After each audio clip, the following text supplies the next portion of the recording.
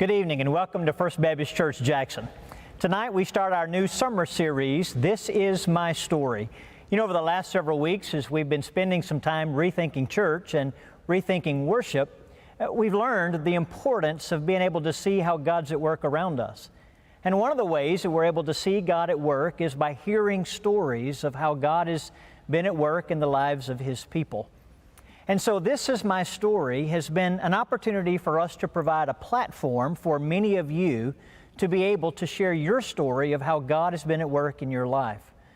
Now, talking about a platform, we begin tonight with our very first guest, a person that you see on the platform each and every Sunday, and honestly, one of my favorite people in all the world, Miss Eva Hart. So, Eva, thank you so much for joining us tonight. I am honored to be the first. Honored to be the first. Well, great. Well, listen, we just want to begin with just a real simple question, and that is, will you tell us your story of how God's been at work in your life? Oh, I would love to.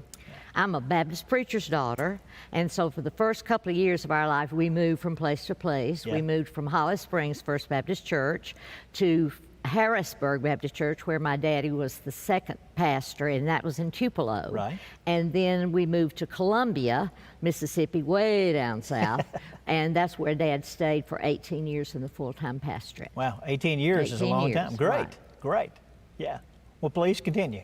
And during that time, Daddy's ministry was phenomenal. He was a soul winner, and he was out visiting. We would lead the Mississippi Baptist Convention year by year in baptisms. Really? I think Dad led 6 or 7 the first 6 years we were in Columbia. Wow. And the Lord blessed us in so many ways. We thought, this is the beginning. My dad is going to be famous one day. And then our world collapsed. Yeah. Now, before we get to that, growing up as a preacher's kid, you know, I'm a preacher's kid, and that's one thing that we've been able to have in common. But, you know, growing up in a Christian home, you're always exposed to the things of God. I mean, there's really not a time in your life where you don't remember being in church or Right. being around the things of the Lord, and great example of parents as I had as well. And so I think in some way that's certainly an advantage to grow up in a home where you're always exposed to the things of God. However, I remember, for instance, when our oldest child was beginning to ask questions about salvation. And the children's minister at the church where I served, at First Baptist Biloxi, when I was asking her, how do you know when he's ready? I remember her saying to me, you know, when a child grows up in a Christian home, what you have to be careful of is you know they're going to have head knowledge, but what you're looking for is whether or not it's really penetrated their hearts. And so what's your story regarding that, growing up in a Christian home? As a Christian home? Yeah. When we were in Holly Springs, right before Dad moved, I felt like the Lord was, you know, calling me to walk down that aisle. Okay. So I walked down the aisle, and I was 7 years old. Okay. And we moved to Columbia. I mean, we moved to Tupelo, and Daddy was busy, you know, building the church, and everything was great. Right.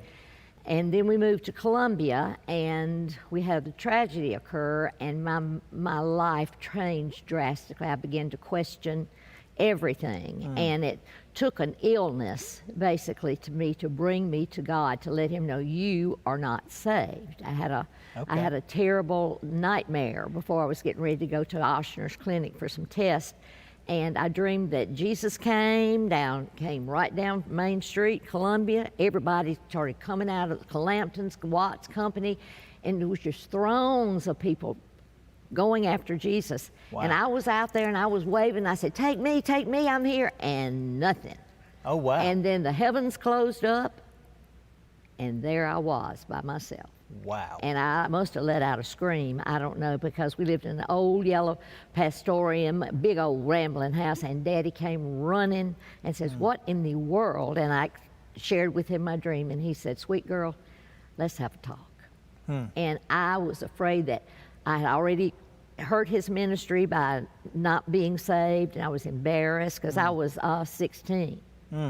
And so, of course, Daddy walked me down the aisle the next Sunday, and I was baptized that Sunday night, and things began to helped me understand God's purpose for all the things that were happening in our lives and how I was to fit into that. Wow. And so that's my salvation experience. So I can truthfully tell you, a lot of young people walk that aisle and they're not really saved. They think they are. There's definitely a difference between head knowledge and heart knowledge. Absolutely. But that's incredible that you came to that point at age 16 of knowing for sure that you had not really trusted in Christ as Lord and Savior. I knew that I was going to hell. And God had revealed that to you clear as day, and you responded. I think a lot of people sometimes are embarrassed because they maybe have made a decision early on, but they didn't really understand that decision, and so they're embarrassed to walk down the aisle. But in your case, you're a preacher's That's daughter. right. Yeah, I thought, that's Dad, right. we get fired. Yeah, I said, oh, Dad, you're going to absolutely. get fired. He said, no. But it's a great testimony of the conviction of the Holy Spirit. It is. I mean, when you're convicted by the Holy Spirit, it's just hard to ignore that. You don't. Yeah. He's not going to let you ignore it, even though Mother's illness was there, but he was not going to let me ignore it. Now let's talk about the tragedy. Let's talk about your world being turned upside down. You mentioned your mother's illness, so talk about that for a little bit, because I know that shaped your life. It did. For sure. It shaped my life, mine and my brother's life. Yeah. My mother, our mother, was a phenomenally beautiful lady and phenomenally talented. And so every place we would go as a pastorate, the pianists quit the next week because they knew Mama was so much better than they were. And she was so gracious and humble, and so she would just step in there, and and of course that was such a great asset to Dad. Sure. And so when I was 13, Dad started we had pulpit committees. We called them pulpit committees, not pastor service. Yeah, that's right. And we had a pulpit committee once a month at least. Wow. And my brother and I would have to perform in the afternoon, stay dressed and everything. Well, this church in Oklahoma, Dale City, Oklahoma, was really after Dad to come. And so he asked me one day at the breakfast table, he said, how would you like to, instead of going to Mississippi College, how would you like to graduate from Oklahoma Baptist University? Of course, I didn't know, I was 13 years old. I said, whatever, Daddy, Yeah. And then things began to really move that way. And I could tell Mama was not Mama. And it really manifested itself to us the night that the afternoon that Daddy walked in the house when you used to come home for lunch. Yeah. I mean, the children could come home for lunch. Right. And we were sitting at the table, and Daddy looked at Mama. He said, Laverne, don't you realize we're going to have company tonight? And Mama said, who? And said, we got 33 deacons and their wives that are coming to church, to our house tonight at 6:30 for supper. What have you done? And she said, I forgot. Oh, wow. So needless to say, she called in some of her friends, and by 6 o'clock, our old rambling house was like a gorgeous, gorgeous restaurant. She had outdone herself, and then she went down the tubes. And she developed, I came to Mississippi College the next weekend to a GA camp, and when I came back, my mother no longer knew who I was. Oh, my goodness. And I thought that I had done it because I had been, 13 years old and a girl. You sort of curt with your mama at times and tell her she's stupid and things like that. And that's all I could remember. That's all I could remember. And it like killed me, to be perfectly honest with you, until the day that Dad and I came to a heart-to-heart talk after I tried to make my brother a cake, who was 7 years old at the time. He wanted a real cake, not a Betty Crocker cake.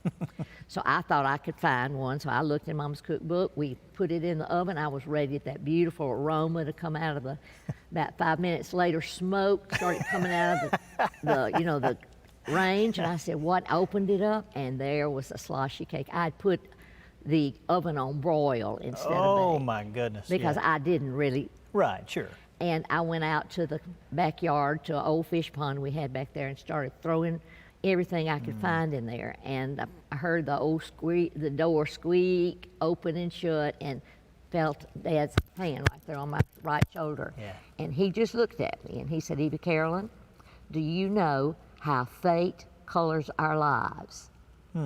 But isn't it wonderful to know that God gives us the choice of the color?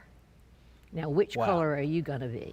Wow. Are you going to be bright and help me with my ministry and help me with your brother and help me help take care of Mama, or are you going to be gray like you've been? Mm. He says, I don't need for you to be the gray. My And that really goodness. changed my life that day, other than my salvation moment, which Sure. was 3 years later. So your mom had some form of dementia? No, she did not. Okay. Her brain died. Oh my goodness. It was not until my senior year when we took her to Mayo. Well, Mm-hmm. Dad took her to Mayo.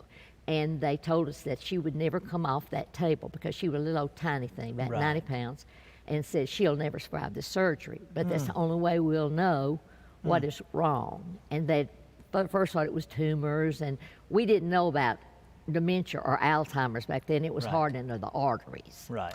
And so they opened her up, and Dad and our chairman of deacons went up there, and Dad lay in that floor of the chapel and prayed, God, if you don't, please don't take her. Said, I'll take care of her the rest of her life. Please don't take her. And you know, God answered that prayer Wow. and left her completely an invalid. And you were 13, you said? I was 13. So 13, I mean, that's a huge Yeah. burden to bear at 13. Oh, it was terrible. It was terrible. I had a terrible attitude until, you know, Dad said, I got to have you help, man. I can't do it by myself. Wow. Lord, and I can't. And that's at that time, Dad spent a lot of time out visiting the hospitals, and I was left in charge of, in the afternoons, coming home from school, taking care of my brother and my mama, cooking, Wow. learning to cook, Wow. and iron and things, you know. And then Dad tried to keep me very involved in high school, and I had 3 wonderful teachers. One of them who sits right over there every Sunday morning, Miss Mary Ann Hatton. Yeah. And if it hadn't been for those 3 ladies, and Miss Judy Brewer, Yeah. who yeah. we know, Yeah. I couldn't have made it. And Miss Wow. Jeanette Evans. And they literally nurtured me through junior high and high school. So really, as a young teenager, I mean, you're kind of having to be the mom in the house. I was the mom in particularly- the house, right. Particularly for your younger brother. Well, I learned if I needed something, Yeah. Daddy couldn't get it for me. I'd had to learn how to procure it myself or come up with it. You grew up in a hurry. I grew up in a real big hurry, and that's why I became so independent that I didn't feel like I needed anybody. But after I got saved, didn't anybody but the Lord help me get through things. So this happened to you at 13, and then it was 16 when you came to realize Realized that I was you in the Lord, really right. weren't trusting Jesus, and you made that Right. decision. And so, wow, you really became a lady. You became an adult really I did. early in life. I had and- to. I didn't Yeah. want to. Right. But Daddy was very strict on me, which I Yeah. resented Right. because he didn't know what to do with me. Mama had done all the nurturing and the buying me things and taking care of me and with my hair, and Daddy didn't know doodly squat about it. Wow. You know, and so when we had a lot of, I stayed grounded in my high school career more than I even want to think about now. But you know, it was a process for him. Yeah, I'm sure. Well, let me ask you this question. I mean, were there times when you were a teenager that you even were angry with God? Oh, so many times. I tried to slip my wrist one time. Really? Yes, well, I said, well, Yeah. I will, try to slip my wrist. Oh, goodness. And then I said, no, I'm not going to do that, because then Daddy would find me and I'd be embarrassed again for, because I felt like I had caused Mother's illness. Gracious. So, I carried that burden really up until, I'd say about 20 years ago, when I had a dream about Mama, and she came Wow. to my bed and patted me on the leg, and I smelled her taboo perfume. Mm-hmm. And she said, you were not responsible, Eva My Carolyn. goodness. And then My she goodness. just disappeared. Wow. So I did take that, even into my being here. Yeah. Yeah. Because you don't know what caused it. The doctors had no clue. Right. Wow. What a burden. No clue. And then they wanted to do an autopsy on her here at the University Medical Center because her files were this thick, but she had lived too long. It's like Dr. Pollard gave his brain. That's what they wanted Mother to do, us to do, but she said she's lived too long to know, because her brain was literally dead except a piece the size of a quarter. Wow. At the nape of her Wow. neck that was keeping her alive. So, obviously, as a teenager, just looking back and thinking, what were lifelines for you? Obviously, trusting in Christ at age 16. Absolutely. Obviously, your father, My dad. who really was just a giant of an influence in was. your life. But then also music. Oh, salvation. Yeah.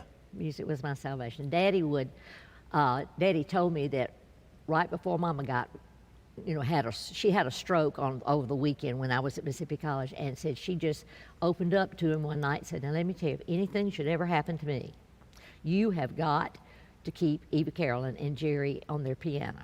Said Jerry is little, he'll do whatever you say, he's the docile child.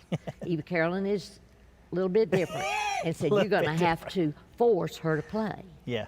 And so I tried to quit, and Daddy would sit in the living room of that old parsonage with me, and with his desk right there in the chair, and prepare his sermons every night while I practiced my hour. Wow. And that was every night of the week except Saturday night and Sunday night. Wow. Until I went to Mississippi College. So now going into college, did you know music was what you wanted to do? Oh, absolutely. Yeah. Mama had, of course, I had to learn by doing. And my first choir I played for, first church service, oh, mercy. And then, but I could play by ear, and that was very important. Right. And I sang in a high school trio called the ABCs, and Miss Brewer was sort of ahead of that, and we traveled all over the state, and I would just play away at the Rotary clubs. Back then you could just go all over the place. And so I was very comfortable at the piano. Right. And so I did that and decided I would major in music at Mississippi College with Dr. Jack Lyle. And he took me under his wing and traveled me all over the place with Mississippi College, putting me in high schools and singing, playing at the piano. And it was easy for me. I wanted to be a nurse, but I said, I have to study too hard for that. Too much biology. Too much, yeah. So I went to, to music, and then the opening came up for me to do it at Ole Miss, and I told Dad, I said, what do you think? He said, well, if you go to college, if you're going to go to graduate school, you're going to have to sing your way through because I can't pay for it.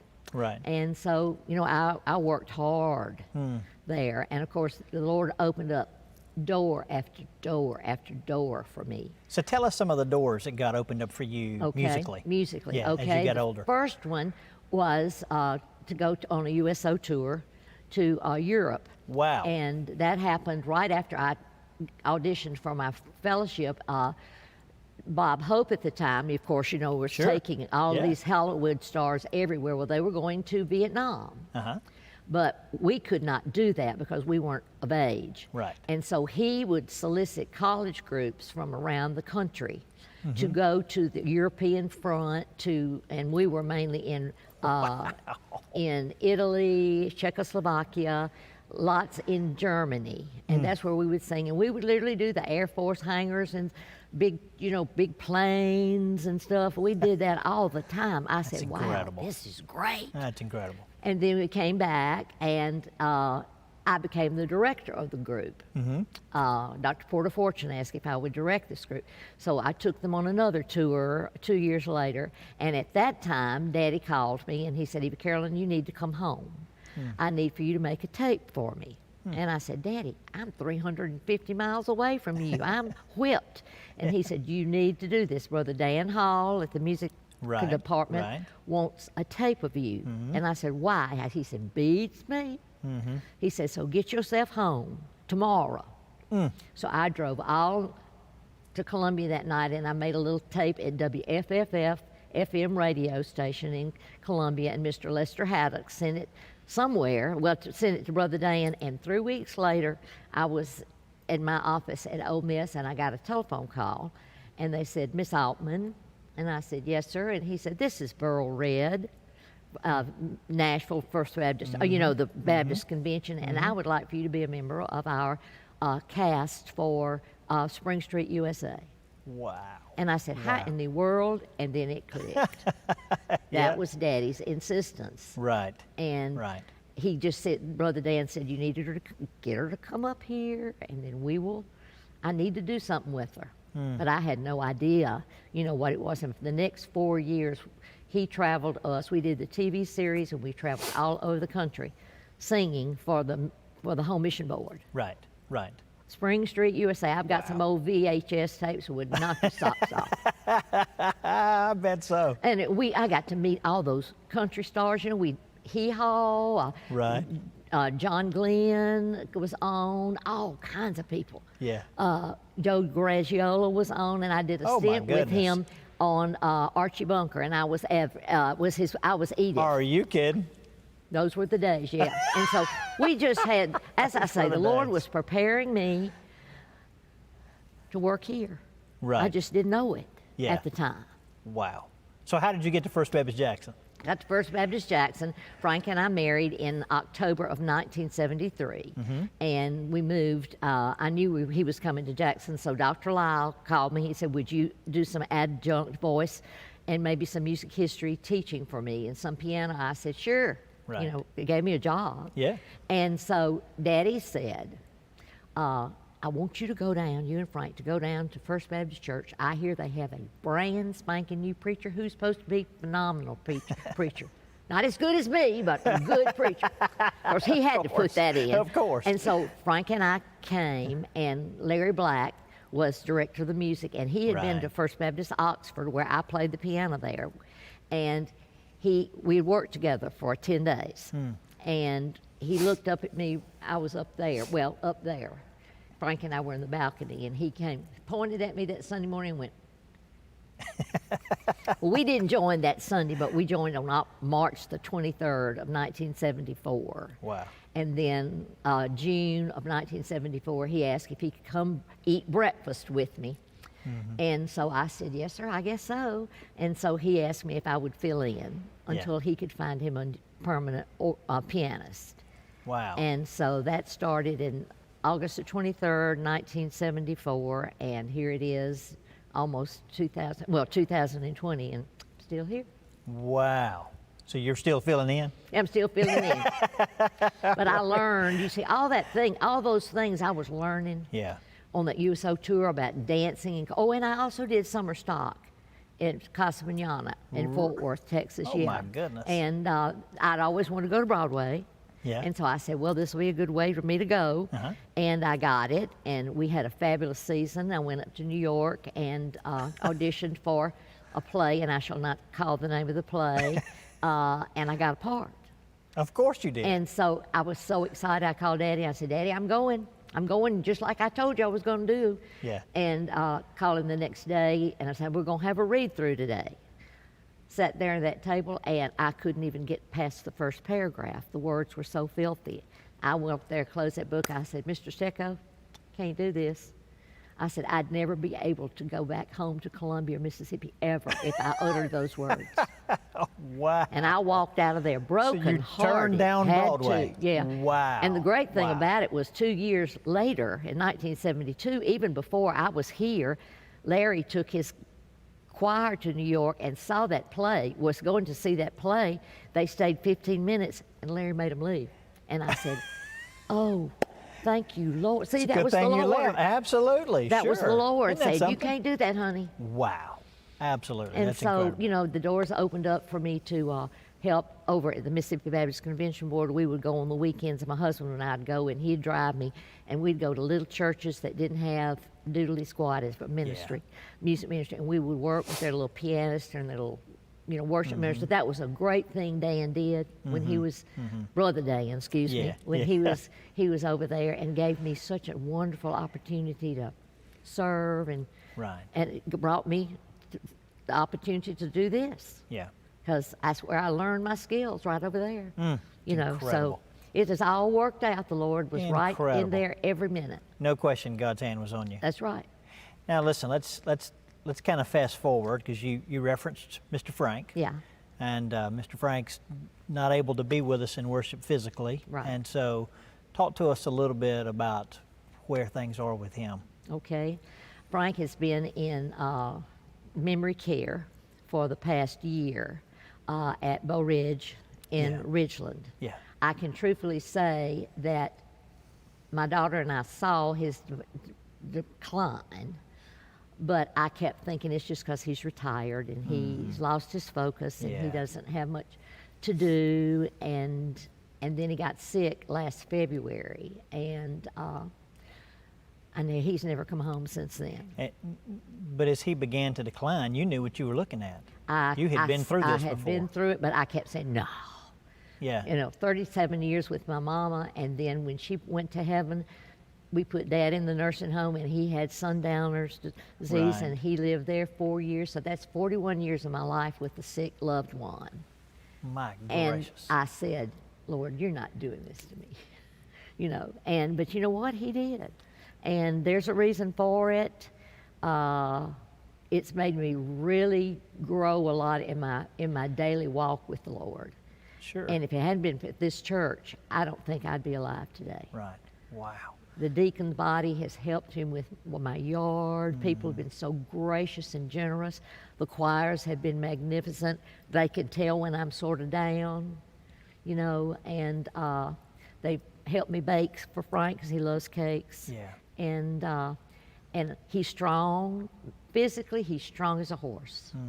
But mentally, he's gone. And so you've been a caregiver for the majority of your life. 45 years of my life. You've been a caregiver. Wow. It reminds us, as we see people on Sundays, we see people on stage, we see people in pews, we see people in our Sunday school classes. We have no idea really what is going on at home or going on in people's lives, or some of the difficulties that we are going through. And every Sunday we see you playing the piano, and you do a fabulous job. You always have. And you're just such an integral part of First Baptist Jackson.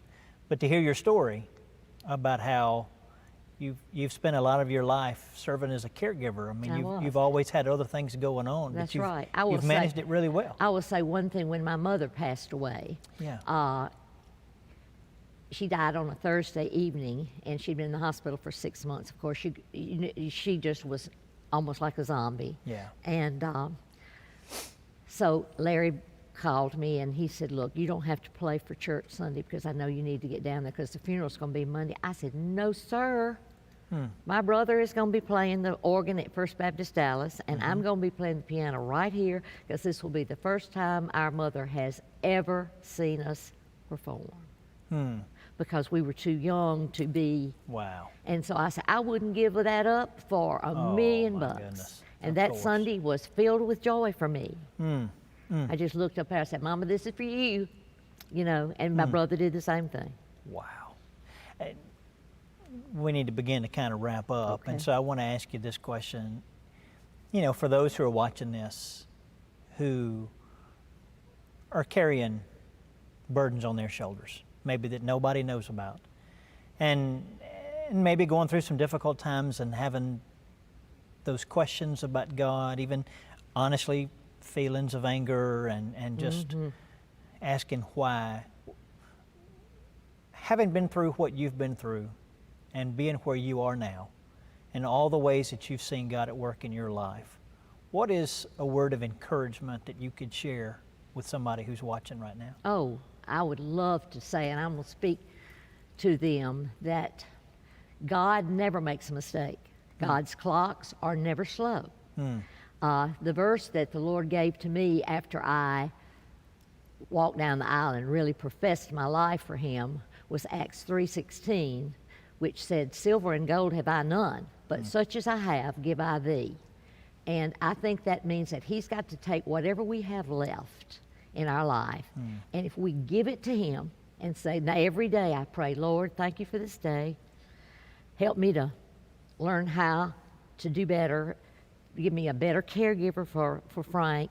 Help me to not get discouraged. That's a real big thing. Sure. And people would say, now, Evie, don't worry about the Lord. It's going to be okay. But you don't ever know that until you've walked it. Yeah. And that was hard for me so when right. Frank got sick, because I said, I've been through this enough now. I know this. Job and I have a lot in common. Daddy used to say that I was Job's daughter, and he was Job's brother. Yeah. Because we, been through trials. But there is nothing that is too big in your life that God can't control. Wow. But the whole thing is that you got to release it to Him. Yeah, right. And say, whatever it is, Lord, here I am. Help me. Give me good. I pray every day for good health for me Yeah, and my daughter. yeah. And her precious children. And Sure. that when we go to see Frank, he will know who we are.